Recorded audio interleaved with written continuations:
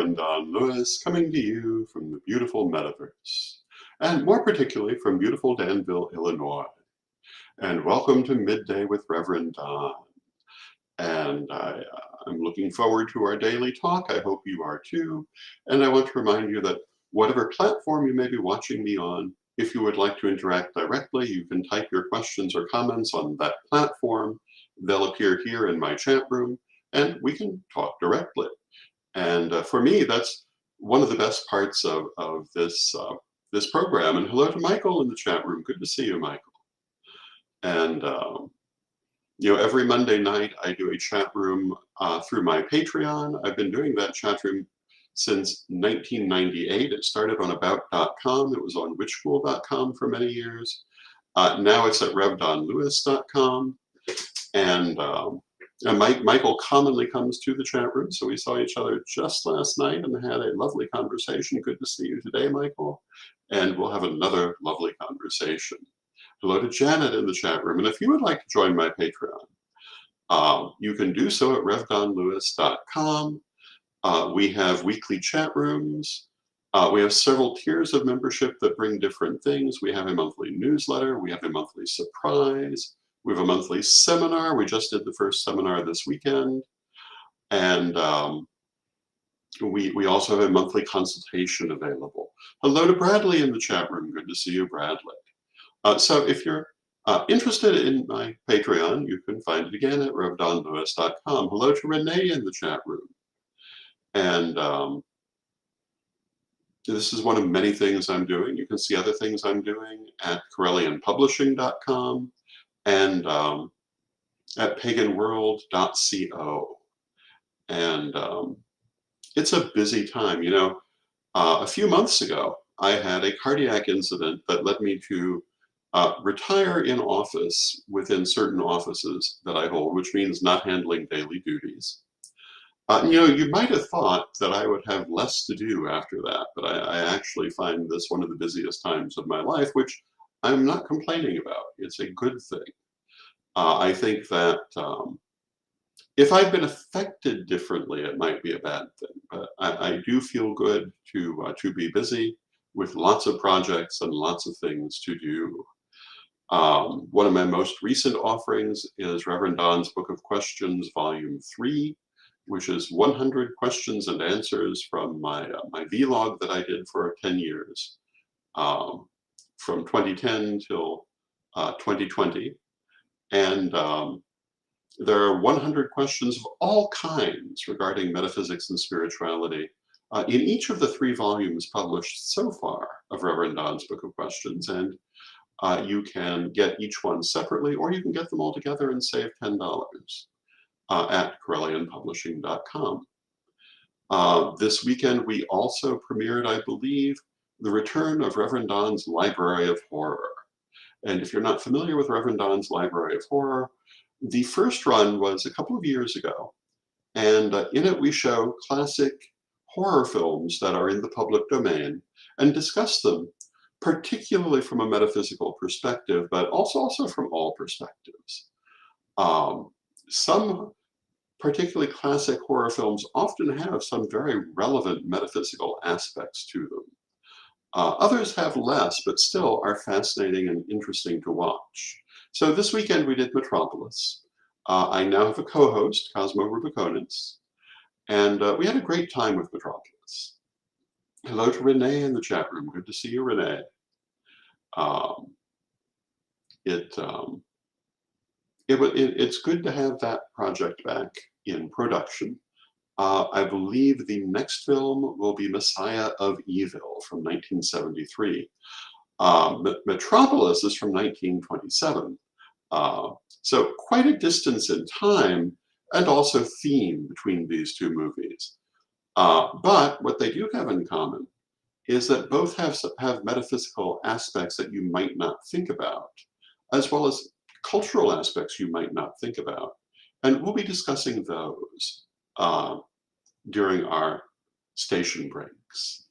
And I quite enjoy this project, but then I've always loved horror films ever since I was a child. I think partly because of the spiritual aspect, even though it's rarely um, a um, a real spiritual aspect.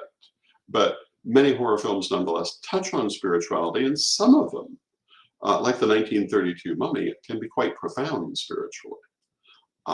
It all depends. And others, even though very inaccurate in terms of my understanding of spirituality, nonetheless make you think. And, that's always important. So I'm not particularly a fan of slasher horror, which has become more the rule in recent years, but classic horror, which relies on thought in many cases to make its point. It relies on suspense and atmosphere. And in the case of films like Messiah of Evil, they also often rely heavily on aesthetics. I find fascinating. So that project is going forward, and all these different things are happening. I also am looking at teaching again more regularly. During the recent years, when I was serving as chancellor of the Correllian tradition, I found myself without time for much teaching. There were times I did a little bit, but I really couldn't do a lot. But now, being retired, I am planning to do a lot more teaching, particularly through Psychic Academy, which you'll be hearing more about soon, which is going to focus on the psychic arts. And for those of you who don't know, I've worked as a psychic since I was quite young. Um, I had basically retired from it for a number of years because I no longer really had the time to pursue it. And if I did psychic readings, they usually were for charitable purposes. But now I've returned to regular reading. And if you were interested in getting a reading from me, you can contact me at Rev Don Lewis at Facebook or donlewishp@aol.com and set one up.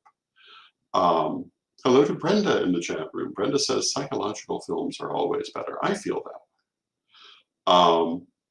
But Psychic Academy obviously will focus on the psychic arts, where I think I have quite a bit more to say than I've already said. Although I suppose if you assemble everything I've ever said on the subject, I might have less original to say because I've spoken frequently on it. But putting it all in one place and finding those things I have not elaborated on, I think is going to be important. I think that I bring, because of my background in priesthood, a different view to the psychic arts than you might find from someone without that background. I often talk about the importance of grounding, shielding, and arts like these, which I learned at the very beginning of my training as an important part of any kind of psychic or magical work, but which are often left out of psychic training, particularly in certain backgrounds. So I will certainly emphasize these along with your basic psychic training. So that's something that I'm doing now. So I have a lot going on. I hope that that you will enjoy being with me for this trip, because you're certainly going to hear about it if you're watching this program, even if you're not involved directly in any of these projects, because I will talk about them because they're what's happening in my life.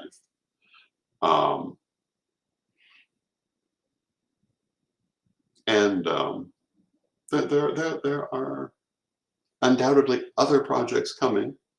I'm hoping to get the Tarot of Hecate back in print this year. We'll see if we come out with anything new in the tarot line. I did go ahead and create the Yi Jing tarot expansion for the Infinite Tarot. You can find it in the Correllian Third Degree lessons as illustration for the chapter that deals with Yi Jing. But it has not come out yet as a deck, but we'll see if that is this year or some other year. And Brenda says, grounding and centering is always a first important step in any magical working. This is exactly so. Ungrounded energy can be very damaging and just plain annoying. And so many things, some people are terribly frightened of metaphysics. And usually what's frightened them is ungrounded energy and nothing more. Most of the things people experience as bad experiences really were only ungrounded energy, and if they'd only known to ground the energy, they would have had no trouble.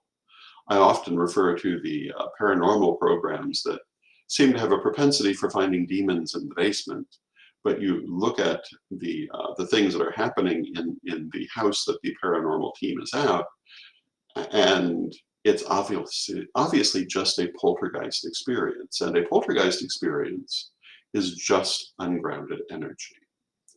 But even if it were a full haunting or something more dramatic, if you ground the energy effectively, nothing can manifest because it manifests through energy. Now, I'll grant you, if you were dealing with, a strong haunting, grounding the energy might be easier said than done, but if you're familiar with the practice, it should be quite possible. And certainly someone with a strong background in metaphysics can always ground the energy, because there are always ways. But you might need to try a couple if you're having a really dramatic experience. But generally, these things are just ungrounded energy, and usually what you see.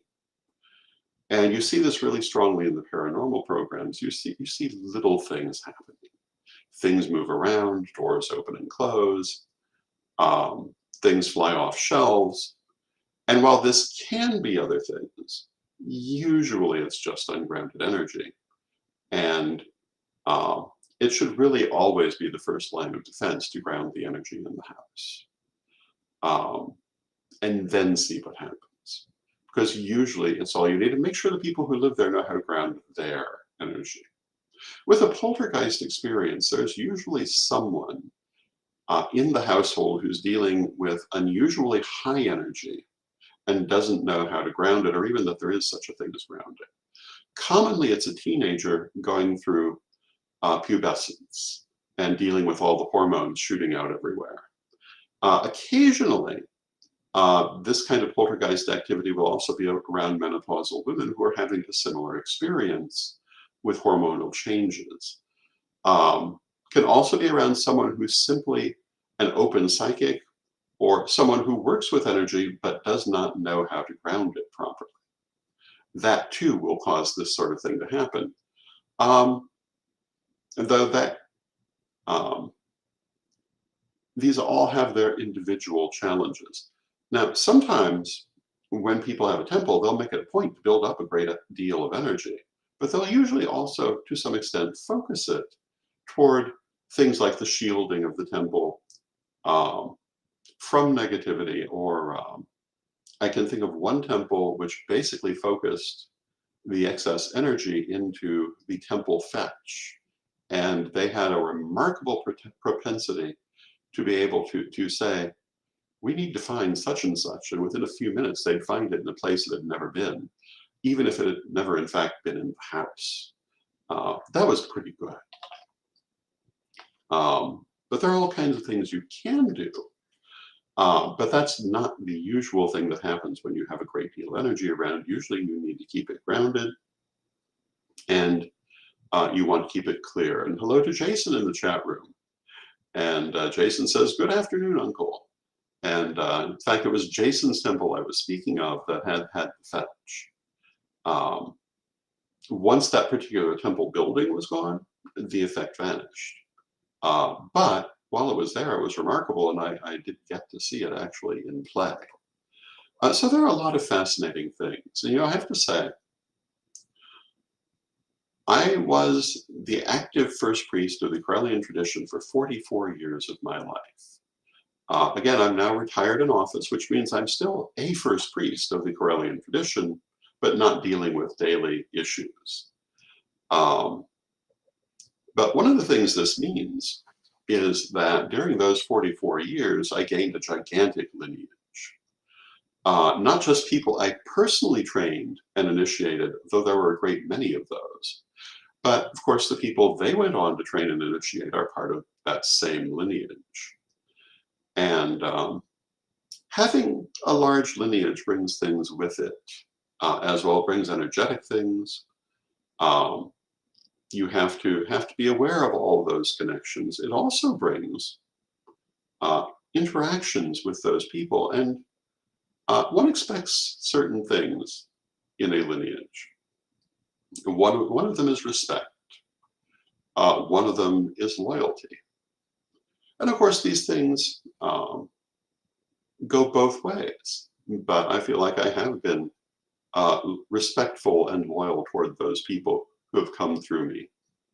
It is true there have been times I've had to withdraw my lineage, but that usually involved people who had done things that simply were not acceptable, um, and that is a thing that must be dealt with sometimes. Um, but I feel like when you're in a lineage, you are expected to show a certain amount of respect. I always treated Lady Crystal, whose lineage I bear, with the utmost respect. I do still, to the best of my knowledge. She has um, always felt this way herself. She's always shown the highest respect to my mother, who trained her. Um, and so it's a little surprising when that doesn't happen. You don't, I mean, I guess as you go through life, you gather experiences and you realize that things happen. Um, but it still surprises me um, to see people who owe their position in great part to bearing my lineage and the relationship they had with me to turn around and treat me badly. I'm very unimpressed. Um, I haven't decided how much I should speak about it, but obviously I'm willing to speak a little bit about it. And the only thing I'm really going to say is that when you're in a lineage, uh, you really need to remember that if you behave badly publicly toward the people who trained you, you're calling your own status into question.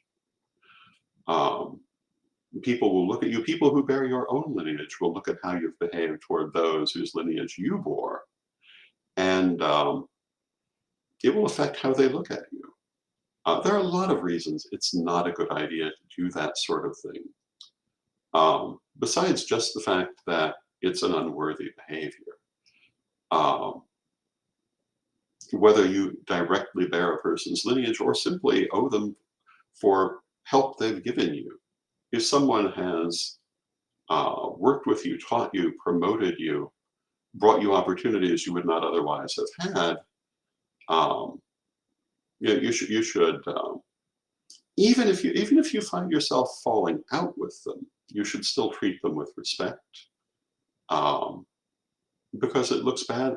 It reflects badly on you when you don't. And the other thing is, if someone was in a position to train you in the first place, they're usually in a position to object rather strongly if you treat them badly. Hello to Maggie in the chat room. It's good to see you, Maggie. Um, I talked a week or so ago about how I'm in the process of moving from having always been a we to being an I. And that's kind of why I'm talking about this. We would never have spoken about it. And Bradley in the chat room says 100%, I assume, 100%. And thank you, Bradley. I would have remained, we would have remained silent for the good of the whole. I don't know that I should do that. Out of my we-ness, I've waited until now to say anything, and also because I needed to see how I really felt. When you're in the middle of a crisis, your emotions can run high. One of the issues that brought me to the situation that I'm speaking so obliquely about, and I realize I'm doing the um, video equivalent of vague booking at the moment, but there was an argument that arose in a time of heightened emotion um, that certain people simply could not get past. I did not want to be in that position myself. And so I wanted to let my emotions settle and look at the situation again. But I have to say that when you're in the position, any position of authority, um, the fact that you are sometimes in a position of being we is important. I say that I'm trying to focus on being I. That doesn't change the fact that I'm still in certain we positions, and I am mindful of that as well. Finding that balance is an issue. But when you're a we, you can't necessarily let your I considerations um, overwhelm you. And if someone um, well, it's just you have to consider the welfare of what you're speaking for, and not just your personal emotions at that moment. And I'm rather profoundly disappointed um, in how certain people have handled certain situations since the cardiac event happened, actually during the cardiac event, because everything I'm talking about happened while I was laying in the hospital bed before I even had a prognosis. Um, at the very time I should have been trying to be away from stress, I was being handed the most profoundly stressful situations, which I'm really not okay with. It really makes me question the motives for bringing these things to me at that time. Um, but I'm being way too introspective at this moment. So let me get back to speaking to everyone. That when you are in a position, because I'm often asked questions about leadership, and that's kind of the spirit in which I'm speaking. You have to remember your I versus your we. You have to not forget that you're an I. I'm certainly not suggesting that, although I would argue that I myself did. Um, you cannot sacrifice your own perspective constantly and think that you're going to be coming out of that well. At the same time, you also have to consider the welfare of whatever organization, whatever project you're running, whether it's a temple, whether it's a lineage, um, whether it's an entire tradition. If you're in that position of authority, in the end, the buck does stop with you. And you must think of more than just yourself. Hello to Ebony in the chat room. Good to see you, Sir Ebony. And Sir Ebony is one of our most talented pagan musicians, and was also involved in the Corellizyme commercial that was created for my birthday celebration. A wonderful collaboration between Sir Ebony, Sir Cloud, and Lady Aisha. Wonderful piece. I'm very proud of the things that I have accomplished in the 44 years I worked to build this tradition. Of course, I'm still working to build the tradition. I'm still one of the first priesthood. I'm aware that some people would like to forget that. I don't intend to permit that. I am retired in office, which also does permit coming back out of retirement, as Lady Crystal has done on a number of occasions. I'll just remind the world of that. Although I'm not intending to do that. And Maggie in the chat room says, my I sometimes comes from my emotions, but I prefer the we for the good of all involved. And generally that's good. It depends also, though, on the motivations of all involved. But I'm very proud of the things we've done over the years in the Corellian tradition and the many different incorporations that exist within the Corellian family. I'm proud of all of our different temples, both those that are incorporated, those that are not. It's not for everyone to be incorporated. It brings many responsibilities. I'm proud of all our orders. I'm proud of all our people. As I say, I've been a little surprised by certain ones. But overall, I'm very proud, and I feel like we have a wonderful tradition that we must work to preserve. And I find myself deeply nonplussed when I see people endangering its future. But well, this has been another one of our heavy conversation days in a different direction. Um, but going back to all the things I'm doing, as I say, we're looking at our next episode of Lord Don's Library of Horror. The new volume of Reverend Don's Book of Questions is out. Another book is about to come out. Um, we've been very busy, and many things are happening as we go forward. So I hope that you're enjoying them. I certainly enjoyed spending this time with you. I actually think this broadcast has been one of the most enjoyable things I've started since having the cardiac event. Um, I think my original motivation was just to be helpful, um, to have a chance to talk to people, to do a little bit more programming for Pagan World. But I find that I actually quite enjoy it. Um, and the fact that it's an actual conversation where we all can interact is a big part of that enjoyment for me. The fact that I can talk to Ebony and Maggie and Bradley and Renee and Brenda and all the people in the chat room. Um, it makes this a far more enjoyable activity than if I were just sitting here talking. And although, to all intents and purposes, um, I am sitting here talking for half an hour, but I'm talking with you, not just talking at you. And that gives me great pleasure. And I love it when the chat room directs our conversation. Hello to Jesse in the chat room who says, I love these chats. And I love them too. And, I'm very happy overall with where my future is going. Um, I may talk about certain things I'm not happy with, but they don't actually affect me or my future all that much. Um, but for myself, I'm quite happy with the path I've chosen. And Anna says, that's a disgrace. You deserve support, respect, and care, especially at this time. And I have to say, now that I'm settled and I'm looking at it, I agree that certain people's behavior has been disgraceful. And my question is, do I actually call them out on it? Like I say, my we